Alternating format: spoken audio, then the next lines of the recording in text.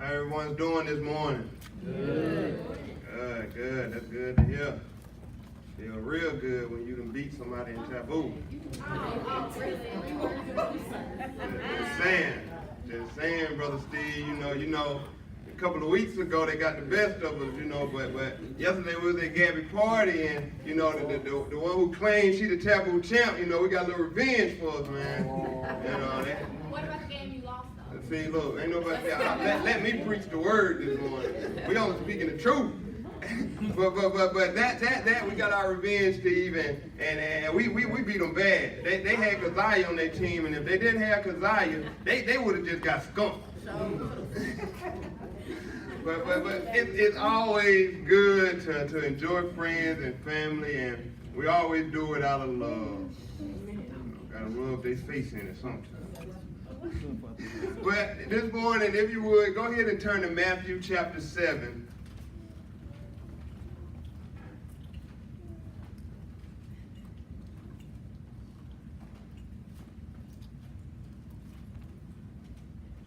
And for you taking notes, you can write down the title of this message as Check Yourself.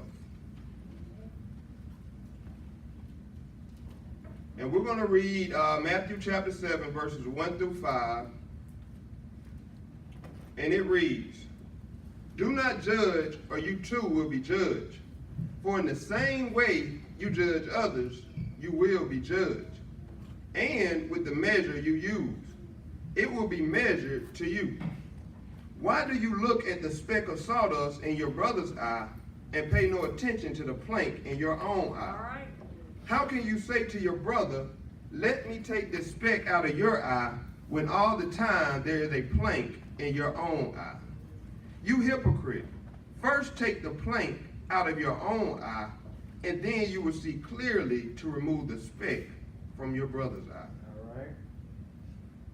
Now, we got an issue I've been seeing going on social media this week, and there's been a lot of people using the hashtag church hurt.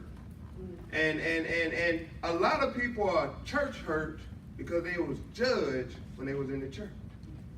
And what we see is one of the most misused verses throughout history, verse 1, where it says, "Do not judge, or you too will be judged." Now this is where the slogan a lot of people get, only God can judge me. They use this verse as a shield of sin. And they use it for a way to get a sin pass, to be able to do whatever they want. So when you call them out on it, they say, "Don't judge me, or you too gonna be judged." Because at the end, only God can judge me. Master P had an album called that. And what happens is we're running people away from the church.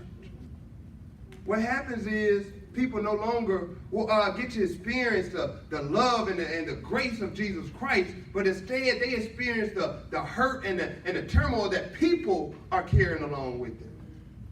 So as a church, we have to be careful not to judge others. I'm going to reread verse 2 through 5. It says, "For in the same way you judge others, you will be judged. And with the measure you use it will be measured to you. Why do you look at the speck of sawdust in your brother's eye and pay no attention?" It says, "Pay no attention to the plank in your own eye. How can you say to your brother, 'Let me take the speck out of your eye,' when all the time there is a plank in your own eye?" And then Jesus says, "You hypocrite, first take the plank out of your own eye, then you will see clearly to remove the speck from your brother's eye." Jesus is preaching this, and this is the Mount on the Sermon, and he's telling them two things. He says, first, stop judging others in a hypocritical way. That's the emphasis, the hypocritical way. Because as Christians, we all talk about accountability partners. We are called to hold one another accountable, but we're not called to do it in a hypocritical way. All right. So it says, first, stop judging in a hypocritical way, and second, get the sin out of your own life. He says, you're looking at your brother and what your brother is doing wrong, but yet you are knowing the sin that's in your own life. How can we hold someone else accountable if we're not even holding ourselves accountable? How can I come to you and say, "Oh, you're doing this and you're doing that wrong. But yet I haven't even addressed the plank. Look at the comparison between sawdust and a plank. Now one you can barely see, but the other one is clearly obvious. And that's the problem that we see. It makes little sense to address someone about a specific sin when you yourself are committing that same sin and yet unwilling to address it yourself. You're unwilling to break free of it. How can Keziah, let me use some examples of this. How can Keziah get on Jakeem's case? She called him outside cussing the other day. I mean, he was on the phone, them girls were giving him a hard time, and he forgot where he was at. He started cussing. And Keziah walked up on him and heard him. And she didn't even call him out in front of everybody. She waited, she got home and sent him a message on Snapchat and told him, I heard what you were saying outside the church, and you really need to watch your tongue, man. But yet herself gets on the phone with somebody else and says, man, you know what that kid was doing at the church? He did this, and that. So yet she's gossiping. So how can you correct someone else for the uncontrol they have of their tongue when you yet don't have control of your own tongue? So we have to watch out for the planks that we have in our life. You cannot correct someone else's sin if you're not willing to correct and restrain in your own sinful area. Y'all hold on. Our message is a little longer today than normal, so I hope you ate your Wheaties this morning. And so we have people that are caught in sin and people calling them out on it, but yet they haven't addressed it in their own life. Galatians says, if someone is caught in sin, then someone spiritual should help them out. But be careful not to fall into temptation yourself.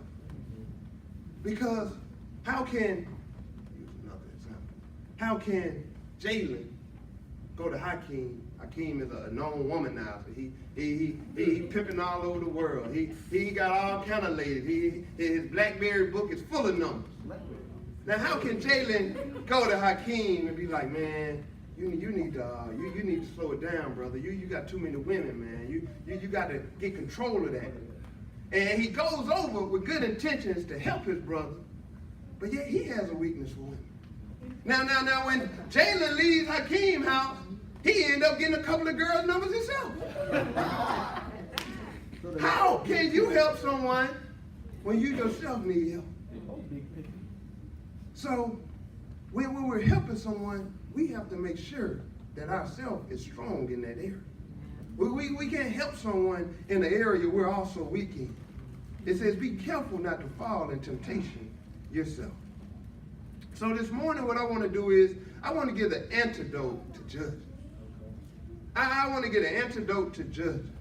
And I heard this message for those of you who listen to the pastor named Michael Todd, and I heard this message. It is a 6-part series that he's teaching. He taught it about 2 months ago, and it's called Grace Like a Flood. And I heard this message, and it just did something to my heart. I was like, it revealed to me things that I didn't even realize were in my heart. And I said, man, I need to preach that. I need to preach that. So I'm going to give you the cliff notes to his sermon. I used to use cliff notes back in high school because I ain't like reading. So I used to go on pinkmonkey.com and get the cliff notes. So I'll be ready for the test that the English teacher was going to give me. So I'm going to give you the cliff notes to his part 1 sermon called Grace Like a Flood. What we have done as a society is we have created levels to sin. So you see, a lot of us, I bet you would probably say, I sin, but I don't sin. See, and you found that funny because somewhere in your mind, you think that about yourself. Say, I do a little sinning, but I don't sin like other people. And what we have done is we created levels to sin. We have decided that this sin is worse than another sin. And we say, I tell little white lies. I don't lie, but I tell a little white lie every time. But God is looking at it as just a lie. I remember talking to my kids at the end of the year, and one of my kids said, Mr. Rose, I know I'm bad, but so-and-so, he bad. Like, no. It's all the same to me. I see not paying attention in class the same way I see is talking back to the teacher. It is all wrong to me. And that's the way that God looks at our sin. But what we do is judge people by our own standards. We look at people and decide how close or how far their relationship is to God based on our own relationship with God. We'll say, man, so-and-so, they out there. They gone. They out there. And we forget that at one point, we were out there. We were the lost one. And we say, man, ain't no hope for them. They gone, they out there. So somehow, we have made ourselves the measuring stick for how close or how far someone else is to God. If we're honest, some of us only came to church this morning because it makes us feel like we're better than somebody else. Or we got that friend that's laying in the bed right now that ain't doing nothing else, and they could have came to church. But we put on our Sunday best suit and tie and shirt and all of this stuff. I'm better than them. They at home. They could be at church right now. Now we'll never say this out loud, but we think it. We thinking that, and at one point, even myself thought, I'm better than certain people. I'm better than certain people.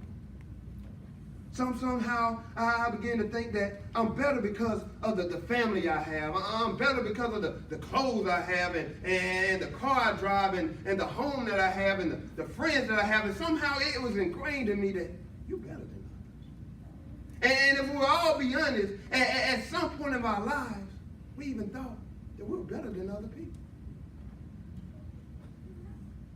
And we'll say, I know I messed up, but all have sinned and fallen short of the glory of God. But we don't let them use that excuse. We don't let them say that. I fall, but I don't fall as much as you. Come on, Pastor. That's what you really be thinking. That's what you really be thinking. All have sinned and fallen short of the glory of God, but you seem to fall a little bit more than me. So guess what? That makes me better. I'm better, God. You see me, God? I'm better. I didn't fall 2 times in a week. I only fell 1 time. That's what we're saying. We're saying we're better than other people.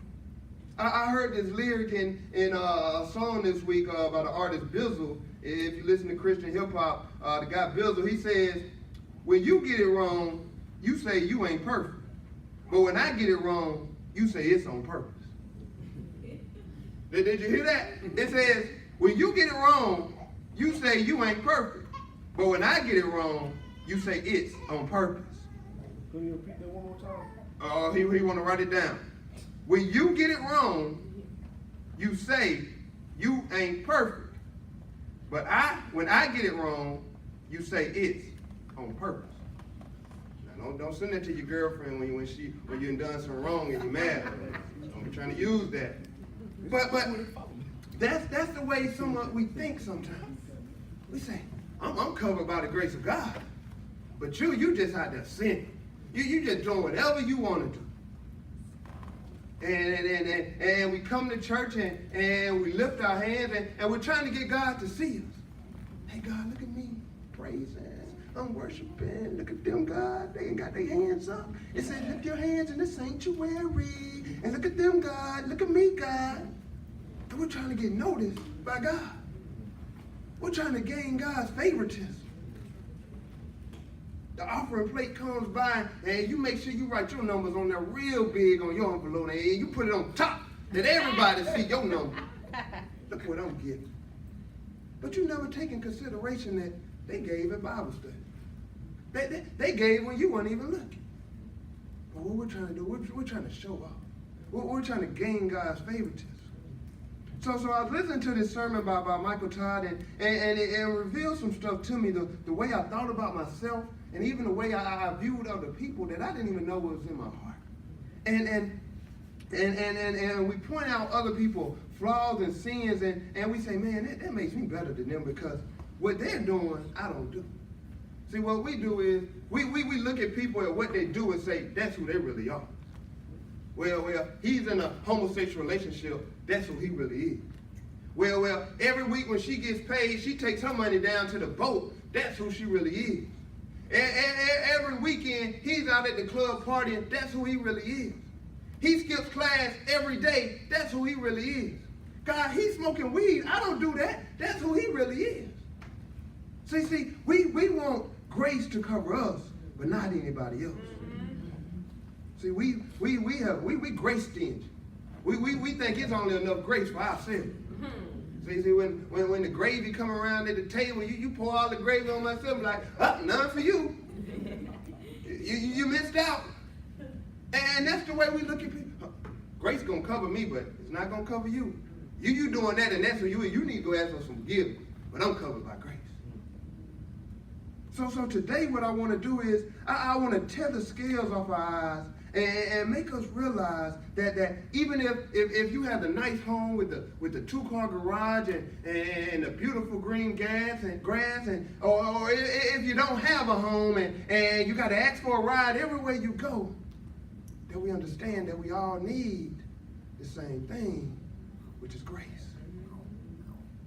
So let's get in the message this morning. And for you taking notes, number 1 is, I want you to write this: grace is amazing. Grace is amazing. If I had a voice, I would sing it like Keziah did this morning. I ain't know Keziah's voice was that strong. Now she loud by nature, but I ain't never heard her sing that loud. Tell Tasha Cobb that anytime she need to take off, get your number, girl. I sung that song this morning. Yeah. But number 1 is grace is amazing. And amazing means startling, impressive. Not ordinary. Not average. Amazing grace. How many people watch that show, American Ninja Warrior? I like that show. I don't know why. Every time it come around, I watch that show over a lot of shows. So I watched this show, American Ninja Warrior. And for you who don't watch it, it's this obstacle course for adults. And not no ordinary person can go on it. Not even no ordinary person who just consider themselves strong. You have to be trained for these type of obstacles because they got to use grip, they got to use forearms, and all this, your whole body from head to toe, every muscle gonna be worked as you go through this obstacle course. And I was looking, and I was thinking, these are some amazing athletes. Because not the ordinary person could do this.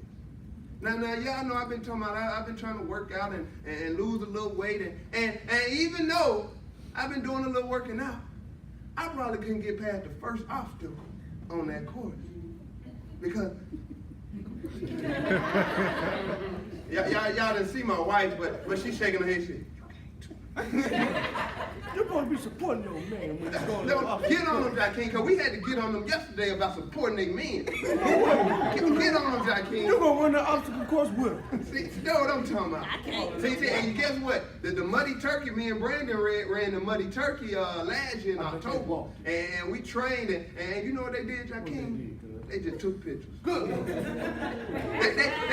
They supported us. We tried to get them to come out there with us. But they said, y'all got it. Y'all got it. See, and these athletes, they're amazing. They can do things that not the ordinary person can do. See, something that's average, anybody can do. But something that's amazing, anybody can't do that. When we talking about God, anybody won't do that. Because the kind of grace that God shows to us, we won't give it to other people. See, God's grace is amazing. See, sometimes we forget and we go back to that way of thinking before we got saved. And there's no way that you attend covenant of grace and think that you're still basing your salvation on your works. But sometimes we slip back into that thinking and we think that my grace is only given to me because of the work I do. Because I come here every Sunday. Guess what, God? I even dress nice, God. So I'm going to keep getting grace. Oh, God, I be serving on the care ministry, and you know I don't even like them old people. So I'm going to keep getting grace. We slip back into that thinking and begin to think that because of our works, we receive grace. You believe because of all of these things, you have grace. And guess what? The devil has you right where he wants you. Because he has you believing a lie. He has you believing that. And you keep going to church and you're going to keep getting your grace. You keep serving on that ministry and you're going to keep getting grace. He's going to work you till your fingers fall off. And guess what? You ain't going to really be in did nothing for the kingdom of God. Because all you was trying to do is just keep grace. All you was trying to do is just say, I got the grace of God. But if you understand grace, you understand that it's free. What happened is we had a whole generation trying to be perfect. Trying to do everything right. I remember some kind of way it got ingrained in us that if you do wrong, you had to ask for forgiveness because you didn't want to go to hell. We would say, oh, please forgive me, God, because I don't want to go to hell. Because we thought our salvation was based on what we did. But our salvation was based on accepting Jesus Christ. And once you do that, nobody can take it away from you. So it's the same thing with grace. Grace is not based on our works. Grace is a gift given to us by God. It is nothing that we can do to earn grace. And we had this whole generation trying to be perfect and trying to be right in daddy's eyes and say, I'm not going to do anything wrong because if I do, God is going to kick me out the family. If I do, I'm going to be shamed in front of the church. And what happened is the next generation seen this and seen that them are some empty people. And you know what? I'm not going to go to church. And when I did try church, they talked about me. Now I'm church hurt. And now I'm not going to go to any church. Now, I may crack a Bible open every now and again. I may listen to a 1 minute part of a sermon on Instagram. But I can go to church because I'm church hurt. Them people think they perfect. I like the church that's off the interstate. And on the side of the building, it says, no perfect people allowed. Because what happened is people were trying to live a perfect life, not understanding that Jesus Christ had already did that for us. Amen. So all we had to do was accept grace. Nobody wants to be feared into loving something. Nobody wants to. It would be easy to control a congregation if you just preach fear into them. If you preach just hell and brimstone to them every Sunday and made them scared to go anywhere else on a Sunday, it would be easy to control church. But how many things have you ever loved out of fear? How many things have you ever truly loved because you feared? So what we had a group of people who were thinking they were in love with God, but they only feared God because they thought they was going to lose salvation. So they was doing all of these works so that they lived an empty life. And then the next generation didn't want to come to church because they feared God more than they loved God. What people are looking for today is something to love. Mm-hmm. Something that's going to love them back. But because we pass judgment on people so quick, they get one experience with people and never get to come to church and experience God and never get to come to church and experience grace, and now they no longer want to come. Amen. Michael Todd said he heard a pastor say grace is like this. He says grace is you're in a boat and a current is pulling you to hell. And God provides oars for you. And he says, as long as you get the oars and you go against the current, you're going to heaven. So as long as you get them oars and you get to rowing, I'm going to heaven. But guess what? That's not amazing grace. That's amazing you. Because as long as you say, I'm going to church, I'm going to heaven. I'm going to care ministry, I'm going to heaven. And as long as you keep rowing and rowing, you're thinking you're going to heaven. And you're thinking, I got grace because God gave me these oars and I'm going to keep rowing. And then the pastor said, grace is the divine enablement to keep on rowing. Now, some of us would have been sitting in that church and we were like, go ahead, Pastor. Row your boat, Pastor. Go ahead. We would have been all for that. But the pastor made a slight mistake. Instead of saying what grace is, she said what grace does. See, grace does enable us to live a new life. See, grace does say when that temptation comes, now you can resist it. Grace does allow you to go to the care ministry with a happy heart. Grace does those things, but what grace is write this down. Grace is the unmerited, undeserved, unearned, and kindness and favor of God. I'm going to say it again. Grace is the unmerited, undeserved, unearned kindness and favor of God. So we're gonna break this definition down. And first, let's start with number 2. Grace is unmerited. Grace is unmerited. If you would, turn your Bibles to Ephesians chapter 2.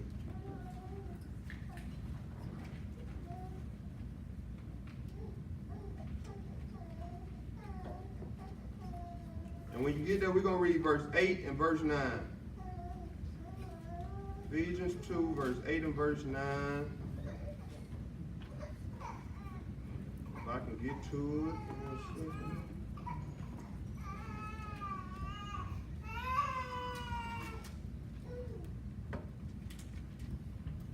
Say amen if you're there. I got them electronic Bibles. I can get that quicker.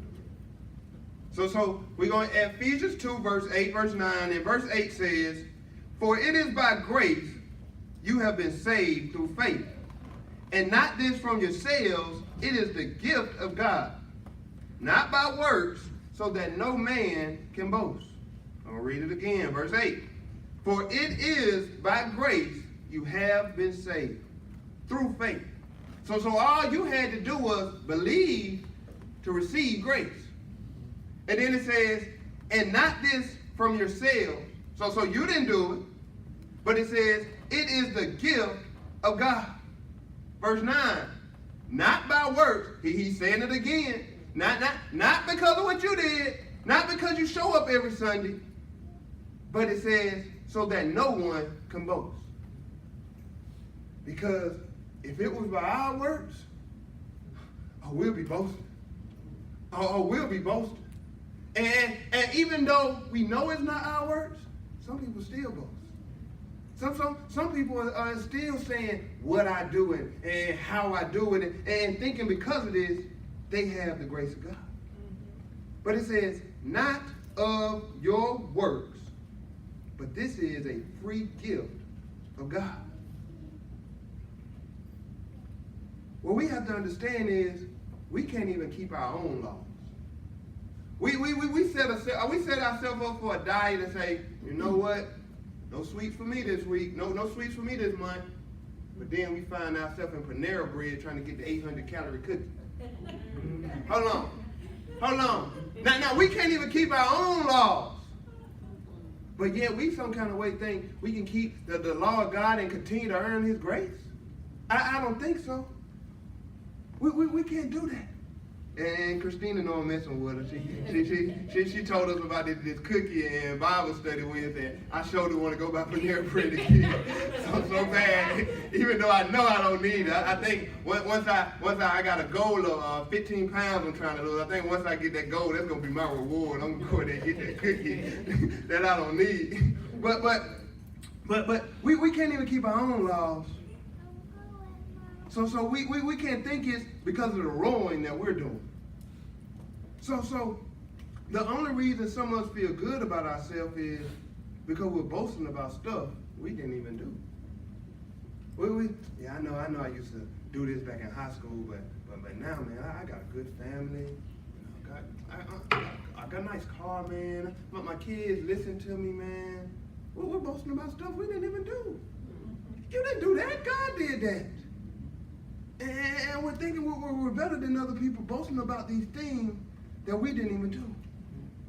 What we're trying to do is, we're trying to be God's favorite. I said, look at me, God. Look at all this stuff. God's like, I gave you that stuff. That's mine. That's not yours. I'm just letting you rent it while you're down here on earth. That's not yours. But we're trying to boast about stuff that's not even ours. We're looking at God and saying, God, do you really love me? God says, yes. You're my favorite. And then what about Byron? Byron don't never come to church. Byron probably high right now. He didn't even go to work today. God is saying, he's my favorite too. Because you know anything about God, he said that the good shepherd will leave the 99 and go after the one. Yeah. He loves us all. He loves us all the same. And we sitting here looking like the prodigal brother. See, a lot of us know about the prodigal son, but what about the prodigal brother? See, the prodigal brother seen his brother coming back and he got jealous. He was like, I've been here working this whole time, Dad. You ain't never gave me no party. You never cut the fat cow for me. And his dad was like, anything you wanted, you could have had. You've been here with me this whole time. All that I have is yours. But we're celebrating tonight because your brother was lost. See, we don't know how to celebrate when someone comes back to the king. We look at them and be like, man, they were just out there sinning and then they get the same grace that I get? No, that ain't right. That's why it's amazing grace. Because God does things that we wouldn't do. Our brother took the family money. He took his share of the money. He went out there and spent it up. Well, that's on him. He deserved to be out there homeless eating with the pigs. That's what we would do.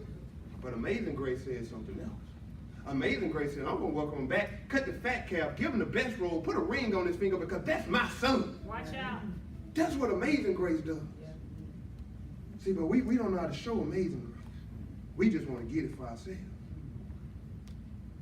God is going to say, your brother coming back, and guess what? I want you to make the invite list. I want you to blow up some balloons. I want you to hang up some banners for him.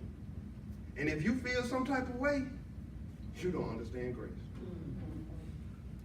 You don't understand grace. If welcoming back a brother who is lost makes you feel some type of way, I know you don't understand grace.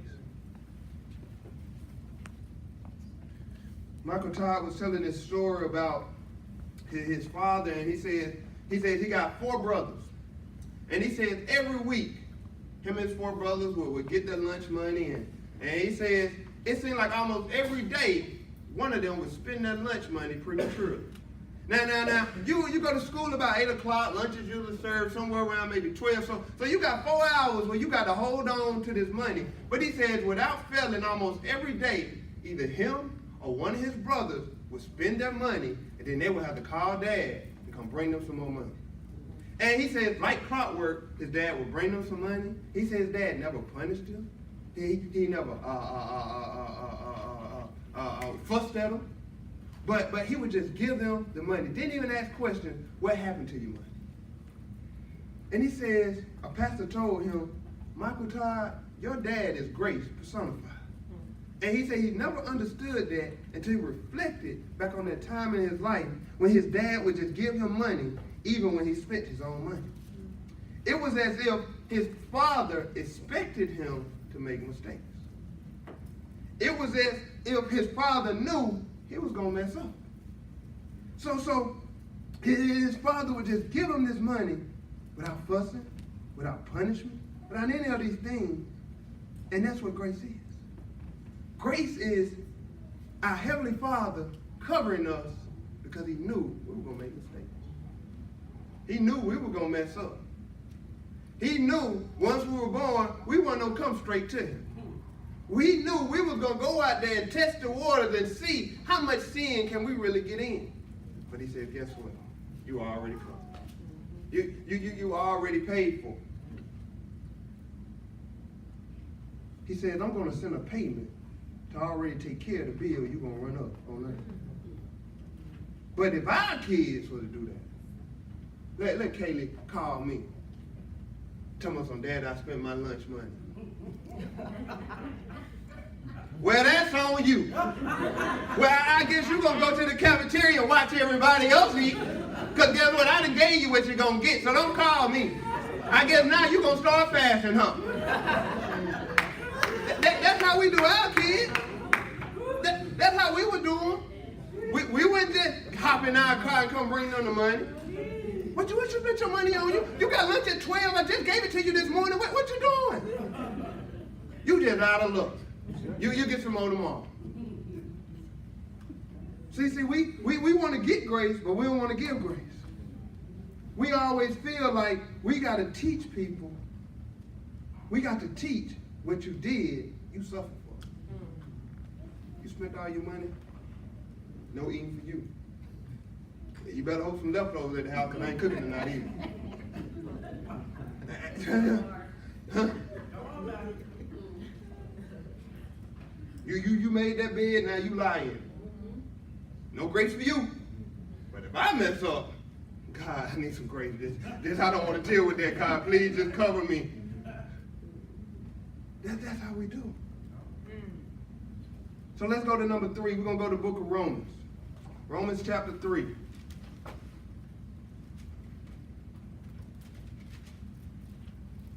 We're going to read one verse. Romans chapter 3, verse 24.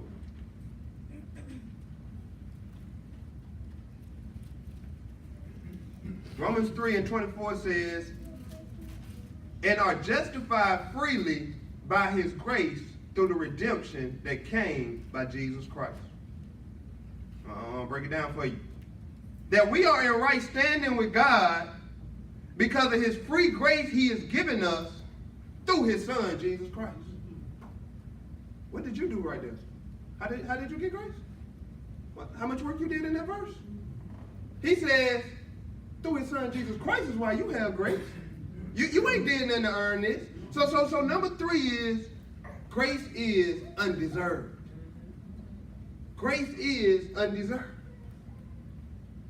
Because if we could get the film and play back our life from right now to the time we were born, if we could get the film to play back from right now to the time we were saved, we will realize we don't deserve grace. And that's just a short while for some of us. So what we have to understand about grace is we don't deserve it. You mean, God, even though I come to church, I don't deserve it? You mean, no, even though I'm a church pastor, I don't deserve grace? Even though I've been in a relationship, God, with this girl, and we've been there for 6 months and we ain't had no sex, I still don't deserve grace, God? What you mean, God? He says, no. It's undeserved. You only get me because you don't deserve it. In the Greek, grace is translated to charis. And it's spelled C-H-A-R-I-S. But it's pronounced charis. And in the Greek, it always meant that, and when you say grace, it meant a superior giving a benevolent gift to an inferior. A person that maybe not inferior in intellect, but just inferior in goods that they don't have for themselves. So a superior is giving a gift to an inferior person. Well, I need 2 people. Keziah, come on up, Keziah. She like, oh Lord. It's gonna be good, Keziah. DJ, he got his hand up. Keziah, let me get you right there. I'm gonna get you right there. DJ, go in the office. It's a basket on that table. Bring it in here.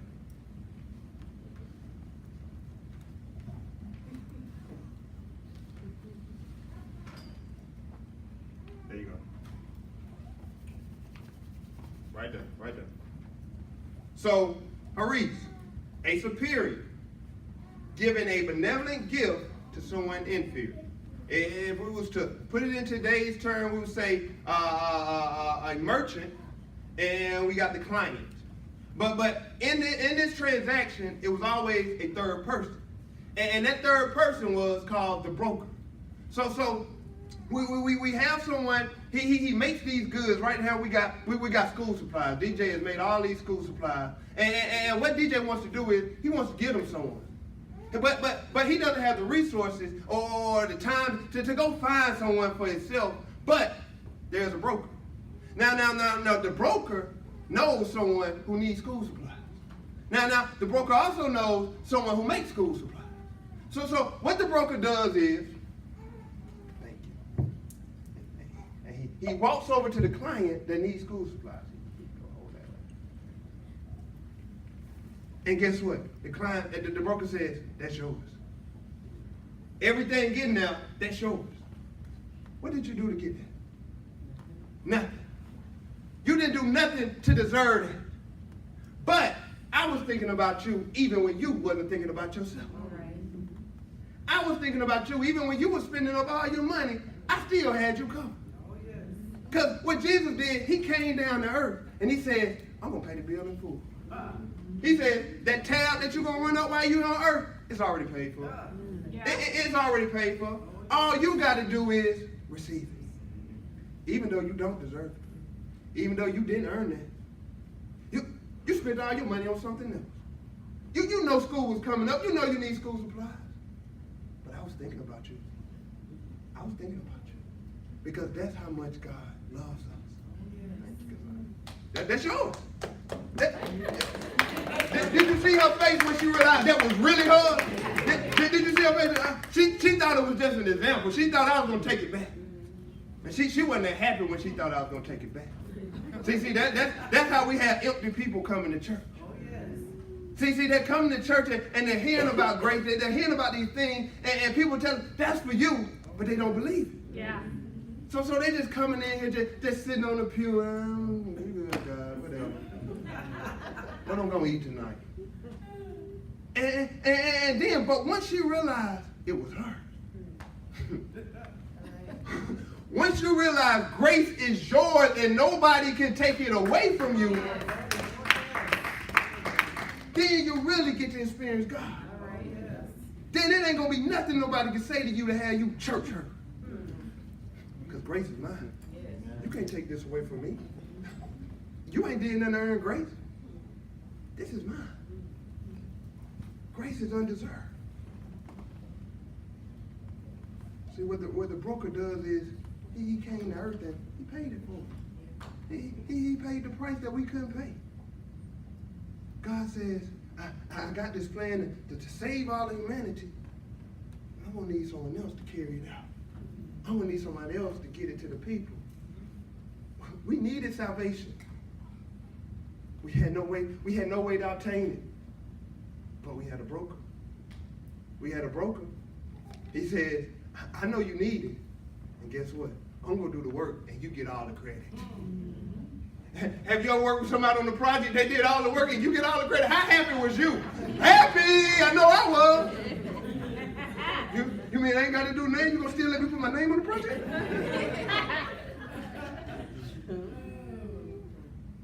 That's what God did. He did all the work and we get the credit. It says that we are justified because of Jesus Christ. We are in right standing with Jesus, with God, because of what Jesus did. So we can't think of what Jesus did as just a layaway payment. Because, funny story. When I was younger, we just got layaway. It was one word, layaway. It wasn't until one day I was in Walmart and I seen it, lay-a-way. I said, oh, that's how you say that word? Lay-away? I thought it was that layaway. That's how we always pronounce it. It's layaway. There ain't no layaway. It was layaway. And that's how we treat what God did for us. That's how we treat what God did for us. We treat it like a layaway payment. And guess what we think? We think we still got to put a little down on it. We think we still got to go to church every week just to get a little more grace. See, and that's what we're doing. We think we still got to serve on the care ministry just to get a little bit more grace. I'm just coming to church with a down payment. You know, I'll be back to get it later. It's just a little payment for right now, God. That's what we're doing. We have to understand there is nothing that we can add to what Jesus Christ already did. You can't go to the restaurant and Jesus said, I paid the bill in full, and now what you trying to leave a little tip. you know, since Jesus already did, I leave a little something, you know, since he paid it all for me. No. He paid it all and he left the tip. All right. Gratuity was included. I know this message is a little longer than normal, but we coming to a close. My last point, number 4. Number 4 is grace is unearned. Romans 11:6.